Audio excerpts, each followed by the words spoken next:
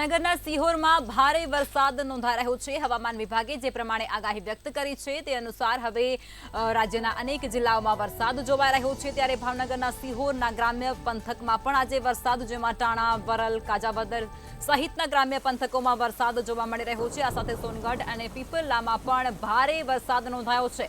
અમરગઢ, સણોસરા ગામમાં પણ ભારે વરસાદ નોંધાયો છે। અનેક ગ્રામ્ય વિસ્તારો છે તેની અંદર ભારે ઉકળાટ બાદ હવે વાતાવરણમાં ઠંડક પ્રસરી જવા પામી છે અને વરસાદ થતાં જ ખેડૂતોમાં પણ ખુશીનો માહોલ છે તે આ સમગ્ર ગ્રામ્ય વિસ્તારોની અંદર જોવા મળી રહ્યો છે। ભારે ઉકળાટ અને ગરમીમાંથી લોકોને રાહત મળી રહી છે। ત્યારે વરસાદ વરસતાની સાથે જ વાતાવરણ છે તે ઠંડુગાર બની ચૂક્યું છે અને ઉકળાટ અને ગરમીમાંથી લોકોને આંશિક રાહત મળી રહી છે। તો બીજી તરફ ખેડૂતોમાં પણ ખુશીની લહેર અત્યારે જોવા મળી રહી છે। ભાવનગરના સિહોરમાં ભારે વરસાદ અત્યારે નોંધાઈ રહ્યો છે। આ દ્રશ્યો છે તે ભાવનગરના સિહોરના સામે આવી રહ્યા છે, જેમાં અનેક ગ્રામ્ય વિસ્તારો છે, ગામડાઓ છે, તેની અંદર અત્યારે વરસાદ વરસવાનું શરૂ થઈ ચૂક્યો છે અને ભારે વરસાદ ત્યાં નોંધાઈ રહ્યો છે।